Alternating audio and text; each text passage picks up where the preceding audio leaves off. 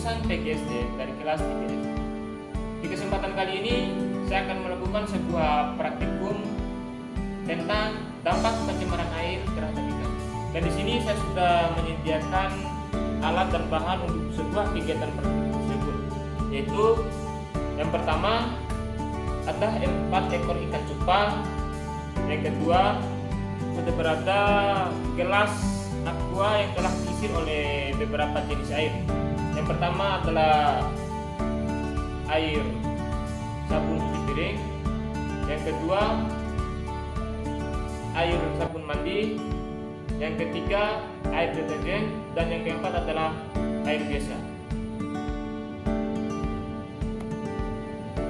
Di sini 4 ekor ikan tadi sudah saya masukkan masing-masing satu ke dalam gelas yang sudah berisi beberapa jenis air yang sudah tercemar. Di sini kita akan melakukan sebuah pengamatan bagaimana kondisi ikan yang telah kita masukkan ke dalam gelas yang sudah berisi jenis-jenis air yang tercemar ini. Kita akan mengamati dalam kurun waktu 5 menit, 15 menit, dan 10 menit. 5 menit kemudian ternyata kondisi ikan yang berada di air sabun cuci piring, dia mengalami keadaannya sudah mulai lemas dan sudah mulai kejang-kejang. Di air sabun mandi, kondisi ikannya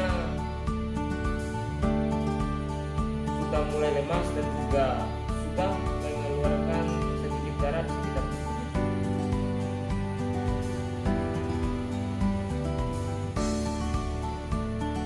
Kondisi ikan di dalam air yang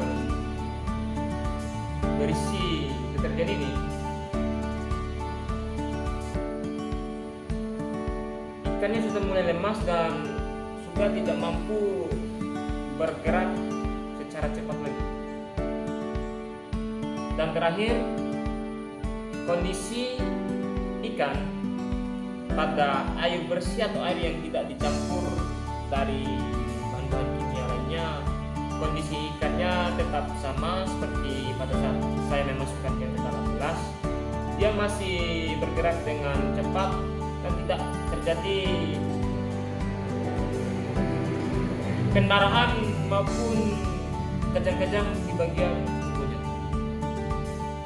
Dalam kurun waktu 10 menit, ternyata keadaan ikan yang berada di air sabun cuci piring, keadaan ikannya dia sudah mati dan sudah tidak bisa bergerak lagi. Sedangkan keadaan ikan yang berada di air sabun mandi, ikannya sudah mulai melemah dan sudah tidak bisa bergerak dengan cepat lagi, dan sekitar tubuhnya sudah mulai ada sedikit berdarah.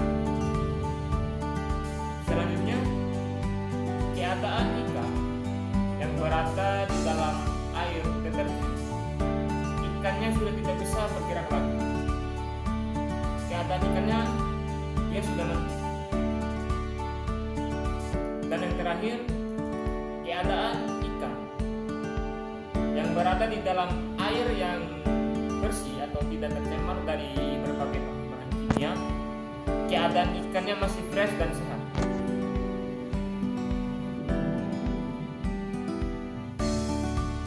Kurun waktu 15 menit, keadaan ikan yang berada di dalam air sabun cuci piring, ikannya sudah tidak bisa bergerak lagi. Ikannya sudah mati. Keadaan ikan dalam air sabun mandi, ikannya semakin melemah dan sudah tidak bisa bergerak dengan cepat lagi, dan juga di area tubuhnya semakin banyak mengeluarkan darah. Keadaan ikan dalam air deterjen, ikannya sudah tidak bisa bergerak lagi, ikannya sudah mati. Dan yang terakhir, keadaan ikan dalam air yang tidak tercampur dengan bahan kimia lainnya, ikannya masih tetap sama, ikannya tetap fresh dan sangat lincah.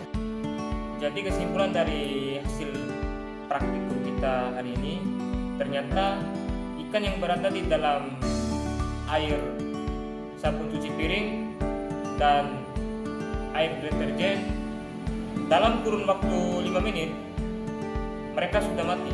Berbeda dengan keadaan ikan yang berada di dalam air sabun mandi dan air bersih. Keadaan ikan ini dalam kurun waktu 5 menit, 10 menit, dan 15 menit, keadaan ikan yang berada di dalam air bersih tetap fresh dan masih bisa bergerak dengan cepat. Sedangkan keadaan ikan yang berada di air sabun mandi, keadaan ikannya masih hidup tetapi dia sudah mulai melemah dan sudah tidak bisa bergerak dengan cepat lagi, dan sekitar tubuhnya sudah mulai mengeluarkan darah. Demikian praktikum dari saya, lebih dan kurangnya saya mohon maaf, karena kesempurnaan itu hanya milik Allah Subhanahu wa taala. Zikir fikir amal soleh. Wallahul muwaffiq ila aqwamit thoriq. Wassalamualaikum warahmatullahi wabarakatuh.